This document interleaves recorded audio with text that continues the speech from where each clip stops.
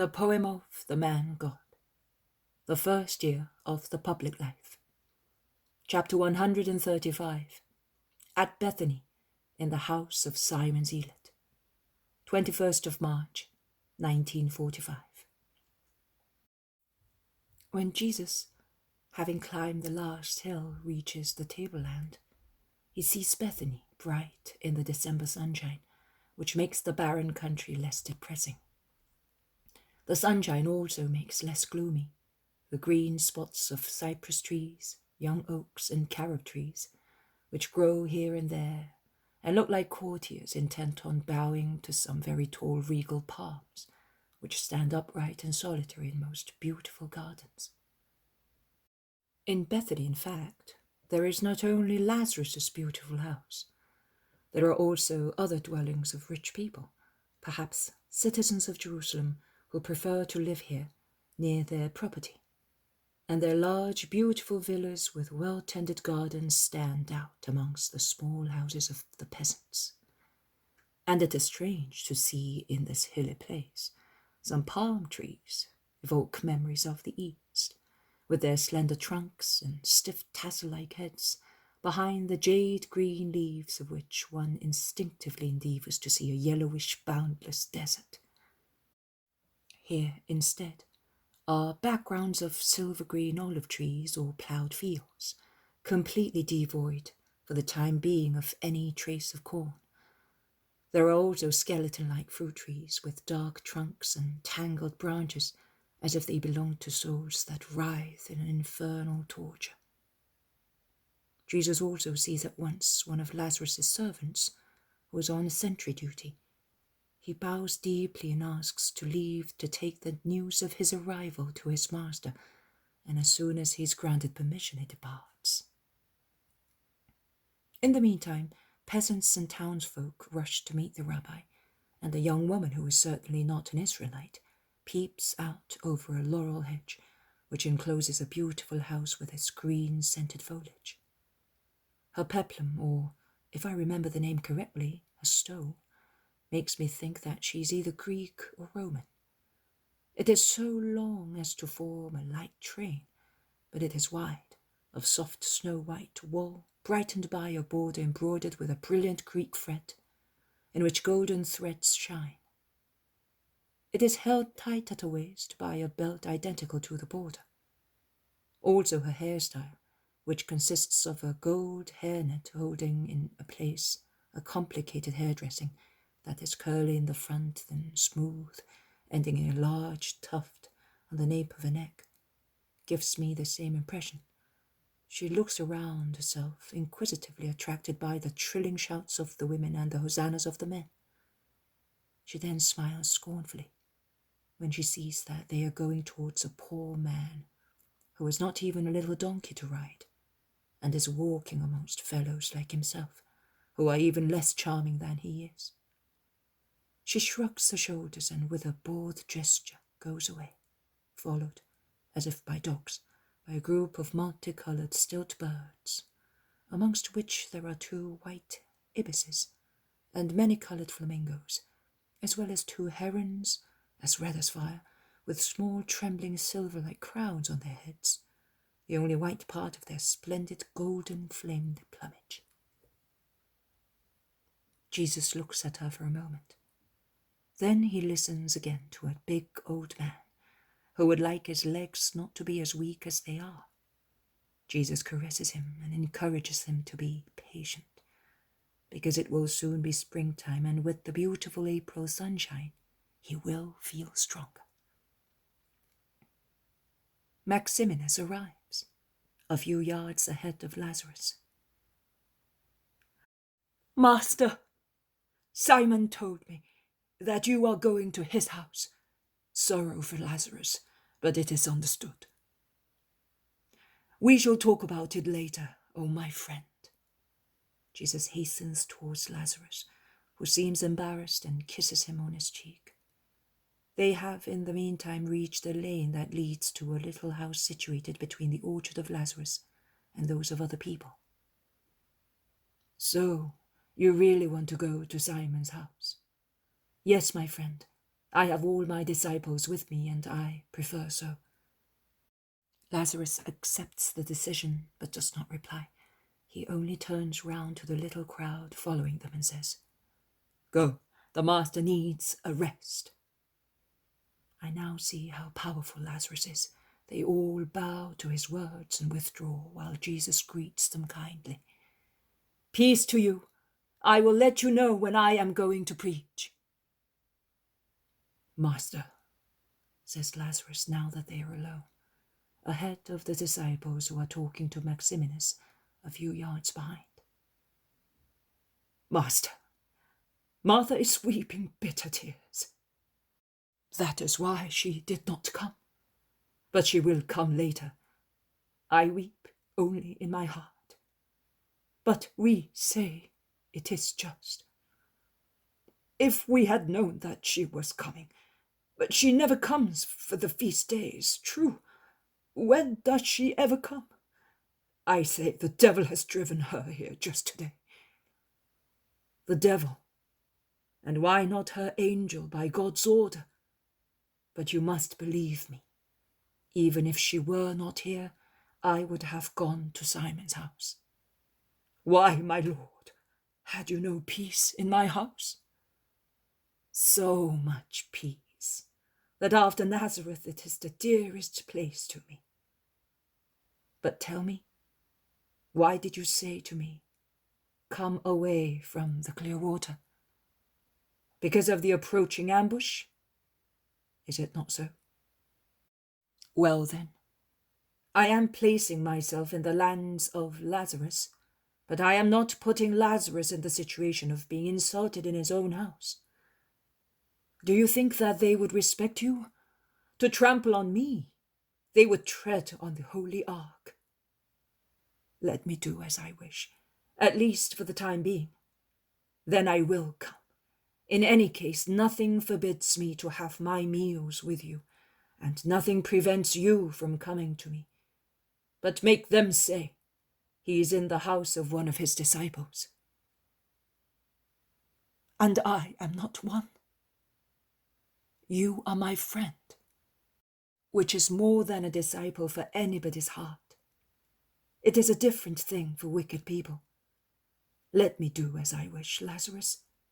This house is yours, but it is not yours. The beautiful rich house of Theophilus' son, and that is very important for pedantic people. You say so, but it's because of her. I had almost convinced myself to forgive her. But if she causes you to go away, upon my word, I will hate her.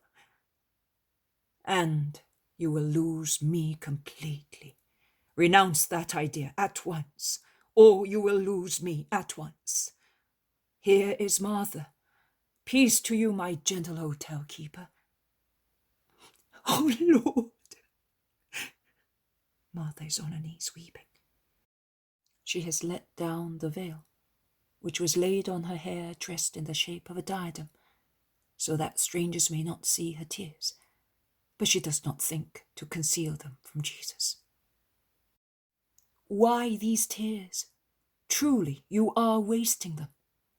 There are so many reasons to weep, and to make something valuable with tears.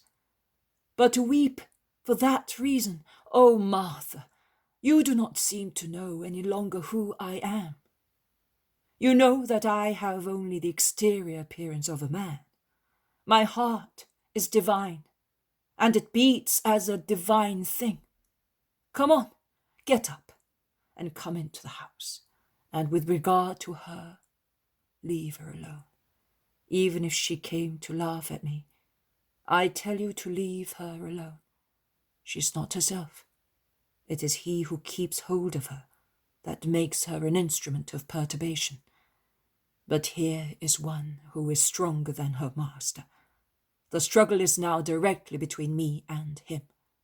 You must pray, forgive, have patience, and believe. Nothing else.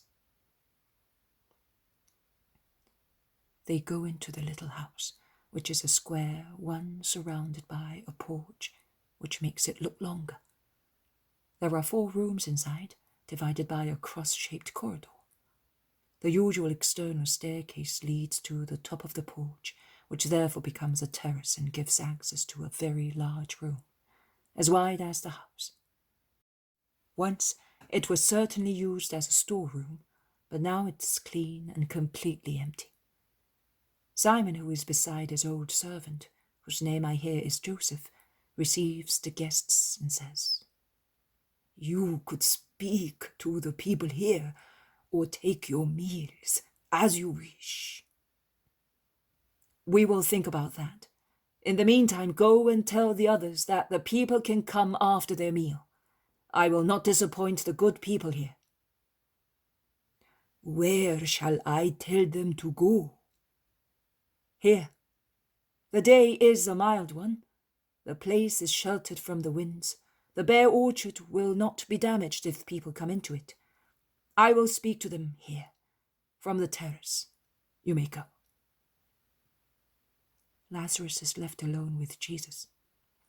Martha, who has to provide for so many people, has become the good hotel keeper again, and is working downstairs with the servants and the apostles preparing tables and beds. Jesus lays one arm around Lazarus' shoulders and leads him out of the large room. They walk on the terrace that encircles the house in the lovely sunshine that makes the day mild, and from above Jesus watches the work of the servants and disciples and smiles at Martha, who comes and goes and looks up at him. Although she is grave, she is not quite so upset as erstwhile. He looks also at the beautiful view around the place, and with Lazarus mentions various places and people, and at last he suddenly asks, "So Doris's death was like a stick stirred in the serpent's nest?"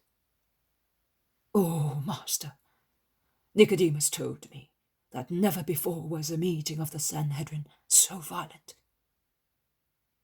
"What have I done to the Sanhedrin to upset it so much? Doris died a natural death, killed by his wrath, in the presence of a considerable crowd. I did not allow anyone to be lacking in respect to his dead body." "So? You are right. But they are out of their minds with fear. And do you know that they said they must find you committing a sin so that they may kill you?" "Well, in that case, do not worry. They will have to wait until the hour of God." "But Jesus, do you know of whom we are talking? Do you know of what Pharisees and scribes are capable? Do you know what Anna's soul is like? Do you know who his deputy is? Do you know what I am saying? Of course you know. So it is quite useless for me to tell you that they will invent a sin in order to be able to accuse you. They have already found it. I have already done more than what is necessary. I have spoken to Romans, to prostitutes. Yes, to prostitutes, Lazarus. One of them, do not look at me so frightened. One of them always comes to listen to me, and she was given hospitality in a stable of your steward, upon my request, because to be near me, she was living in a pigsty." Lazarus is petrified with astonishment. He does not stir. He looks at Jesus as if he saw someone shockingly strange and amazing.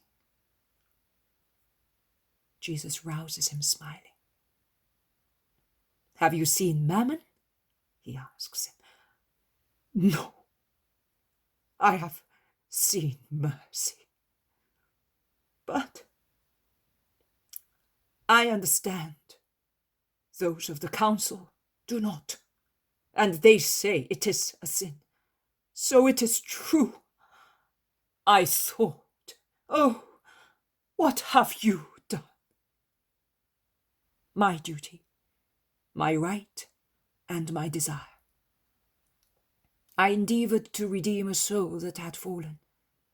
You can therefore see that your sister will not be the first mud I will approach, and over which I will bend. Neither will she be the last. I wish to sow flowers and to make them grow in mud, the flowers of bounty. Oh, God, my God! But, Master, you are right. It is your right, your duty, and your desire. But hyenas do not understand that. They are such foul carrion that they do not smell, they cannot smell the scent of lilies. And also, where they grow, the mighty carrion smells sin, and they do not realize that it comes from their own stench. I beg you, do not stop in any place for a long time. Go, wander about, without giving them time to reach you. Be like a night fire, dancing on the stems of flowers, swift, elusive, disconcerting in its movements. Do that, not out of cowardice, but out of love for the world that requires you to live to be sanctified. Corruption is increasing. Oppose sanctification to it. Corruption. Have you seen the new woman citizen in Bethany? She is a Roman married to a Judean. He is also observant, but she is an idolater, and she could not live comfortably in Jerusalem because her neighbors complained of the animals she kept. She came here. Her house is full of animals which we consider unclean, and she is the most unclean of them all, because she lives laughing at us, and with looseness which I am not in a position to criticize but I say that whilst no one sets foot in my house because of Mary, who weighs heavily on the family with her sin, they go to the house of that woman. But she is in Pontius Pilate's good books and lives without her husband. He is in Jerusalem, she is here, and so they pretend, he and they, that they do not become profaned by coming here, and that they do not realize that they are profaned. Hypocrisy! They live up to their necks in hypocrisy, and before long they will be drowned in it. Sabbath is the banquet day, and they are members of the council. One of Annas' sons is the most devoted visitor. I have seen her, yes. Leave her alone, and leave them alone. When a doctor prepares a medicine, he mixes the ingredients and the water seems to become tainted, because he beats them and the water becomes cloudy. Then the dead parts are deposited, and the water becomes clear again, although it is saturated with the juices of the healthy ingredients. That is what is happening now. Everything is mixed, and I work with everybody. Then the dead parts will be deposited and thrown away, and the living ones will remain active in the great sea of the people of Jesus Christ. Let us go downstairs, they are calling us. And the vision resumes when Jesus goes back up on the terrace to speak to the people of Bethany and nearby villages who have gathered to hear him. Peace to you! Even if I were silent, the wind would carry to you the words of my love and of the hatred of other people. I know that you are excited because you are aware of the reason why I am here amongst you. But let it be only an excitement of joy, and bless with me the Lord, who makes use of evil to give joy to his children, by leading, under the spur of wickedness, his lamb amongst the lambs, to save him from the wolves. See how good the Lord is. As water flows into the sea, so a river and a stream flowed into the place where I was. A river of loving kindness, a stream of burning bitterness. The former was the love of you all, from Lazarus and Martha to the last inhabitant in the village. The latter was the unfair hatred of those who, not being able to reach the good which calls them, accuse the good of being evil. And the river said, Come back to us. May our waves surround, isolate, and defend you. May they give you what the world denies you. The wicked stream hissed threats and wanted to kill with its poison. But what is a stream when it is compared with a river? And what when compared with the sea? Nothing. And the poison of the stream was reduced to nothing, because the river of your love overwhelmed it, and only the kindness of your love flowed into the sea of my love. Nay, it did a good turn. It brought me back to you. Let us bless the Most High Lord for it. Jesus' powerful voice rings out through the calm, silent air. Jesus, bright in the sunshine, waves and smiles from the terrace. On the ground, the people listen to him blissfully. A flourish of faces raised towards him and smiling at the harmony of his voice. Lazarus is near Jesus with Simon and John. The others are scattered amongst the crowd. Also Martha goes upstairs and sits down on the floor at Jesus' feet, looking towards her house, visible beyond the orchard. The world belongs to bad people, paradise to good people. That is the truth and the promise. May your certain strength rest upon such promise. The world passes, paradise does not. If by being good you gain it, you will enjoy it forever. So why get upset at what bad people do? Do you remember Job's lamentations? They are the eternal lamentations of those who are good and oppressed. Because the flesh moans, but it should not moan. And the more it is trampled on, the more it should raise the wings of its soul in the jubilation of the Lord. Do you think that those are happy who appear to be happy? Because by legal means, and even more by illegal ones, they have opulent granaries, vats full to the brim, and jars overflowing with oil? No. They taste the blood and the tears of other people in all their meals, and their beds seem to be bristling with thorns. So much they feel remorse. They rob the poor and despoil orphans. They rob their neighbors to hoard goods. They oppress whoever is inferior to them in power and in wickedness. It does not matter. Never mind. Their kingdom is of this world. But what will be left at their death? Nothing. Unless you wish to call a treasure the pile of sins that they will take with themselves, and with which they present themselves to God. Never mind.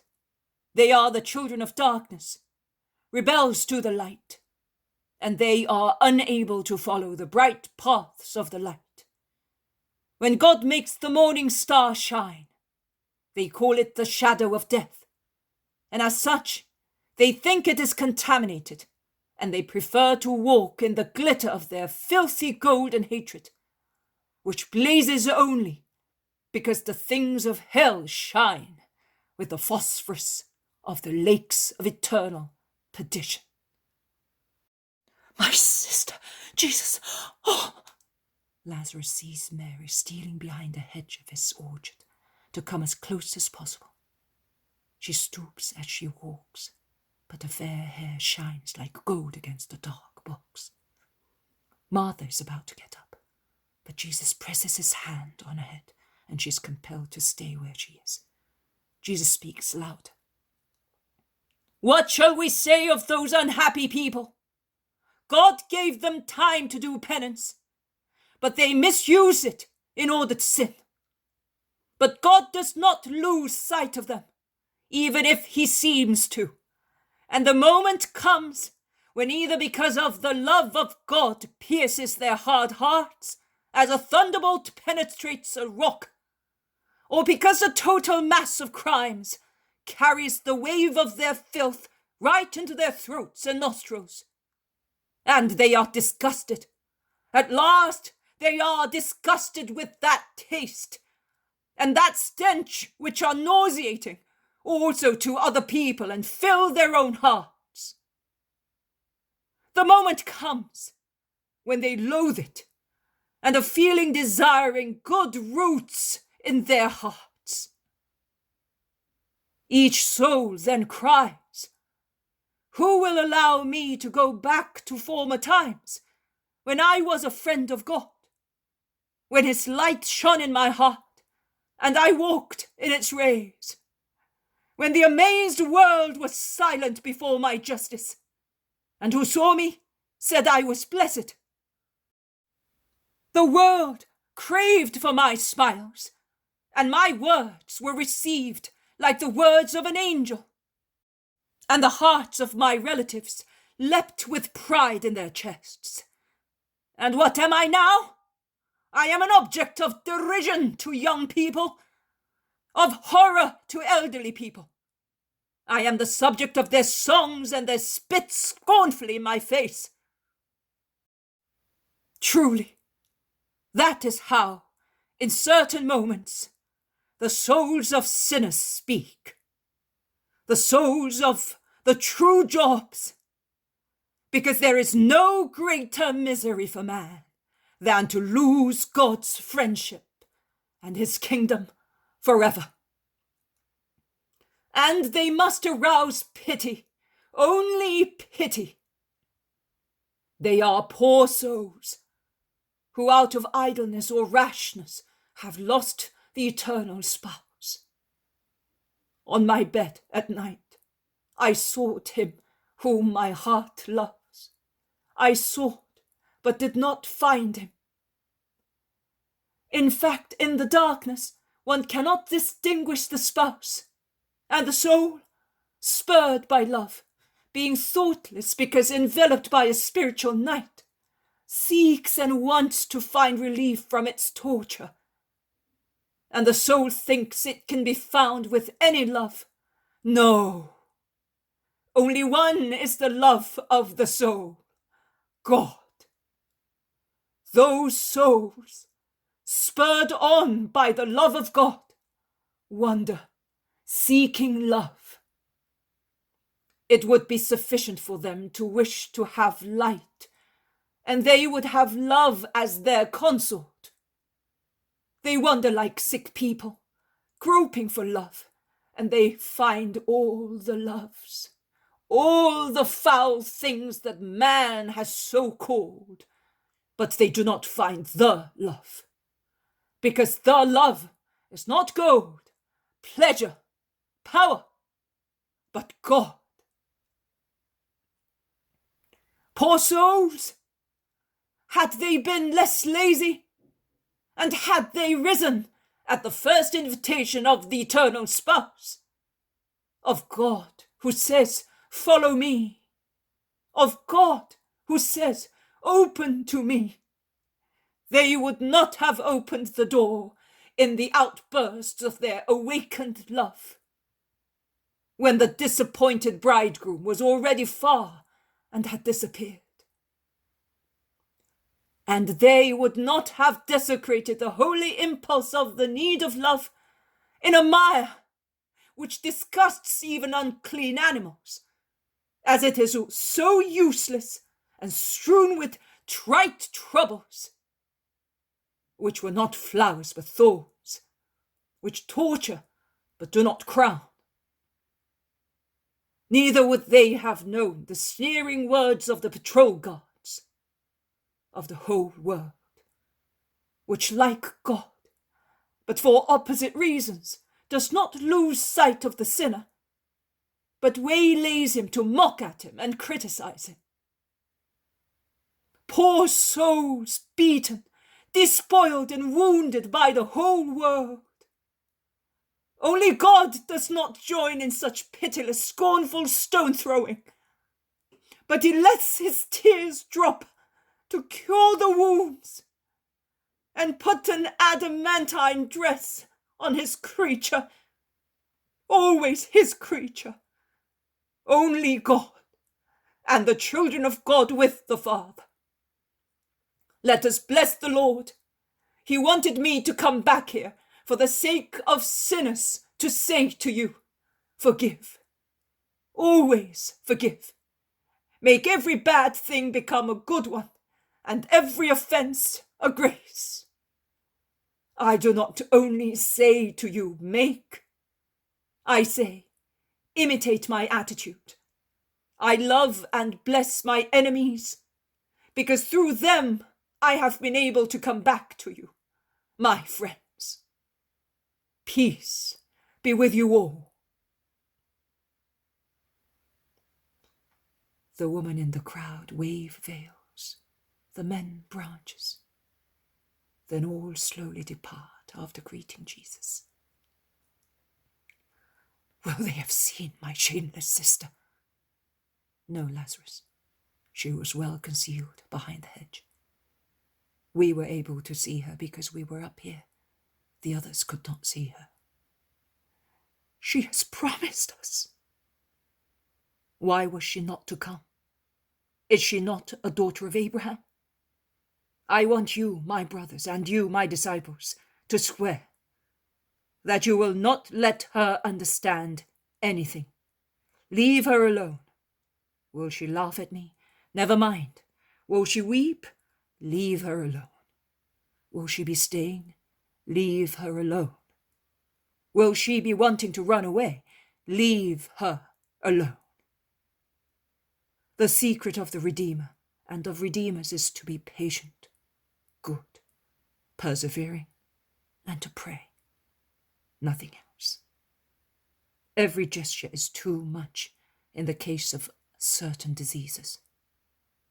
Goodbye, my friends. I am staying here to pray. Each of you may go to his own task, and may God be with you. And it all ends.